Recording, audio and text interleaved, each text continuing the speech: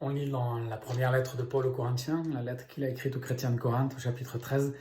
En toute occasion, l'amour pardonne, il fait confiance, il espère, il persévère.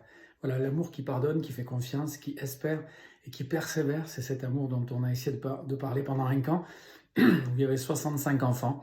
Et notre objectif pédagogique, c'était que les enfants se sentent aimés. Alors évidemment, sur les 65, on peut imaginer que malheureusement, certains se sont peut-être pas sentis aimés comme on l'aurait voulu. Mais dans l'ensemble, il me semble que Dieu nous a aidés à réaliser notre objectif. On a essayé d'aimer ces enfants dans tous les détails de ce camp, dans la façon dont les repas étaient préparés, dans le souci qu'on a eu de chacun d'eux, dans les moments qu'on a passés à jouer avec eux et puis à répéter les spectacles avec eux, des spectacles qui parlaient de l'amour de Dieu, ça aussi, ça faisait partie du projet. Et on espère qu'ils ont compris aussi ce qu'on a voulu leur dire, par exemple, sur les relations amoureuses.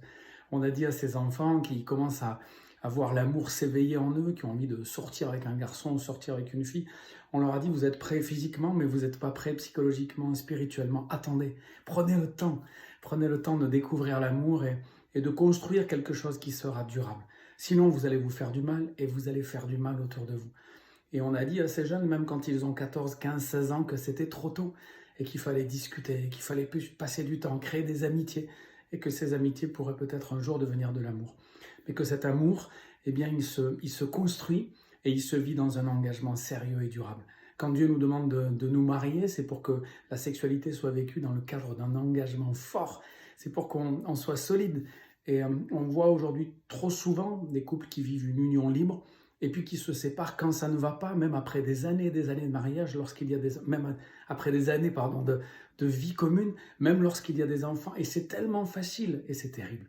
Ça semble beau parce que ça s'appelle l'union libre, et c'est terrible parce qu'il n'y a pas d'engagement, parce qu'il n'y a pas de contrat, et que c'est ce contrat qui parfois va nous permettre de tenir bon. Dieu veut faire un contrat avec nous, il nous aime, il nous demande de nous engager, et il dit, moi, une fois que vous êtes engagés et que je m'engage pour vous, je ne vous lâcherai plus. Dimanche, on a deux jeunes de ce camp qui vont s'engager pour Dieu. Eh bien, c'est une grande joie. C'est pas parce qu'ils vont s'engager eux qu'ils vont tenir, mais c'est parce que Dieu, ce jour-là, va s'engager pour eux. Et du coup, il ne les lâchera plus jamais. Et c'est un moment tellement important dans la vie.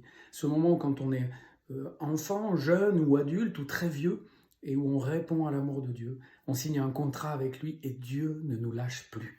Ensuite, il nous demande de vivre pour lui plaire, de vivre comme il le veut. Et on y arrive parfois, d'autres fois on y arrive moins.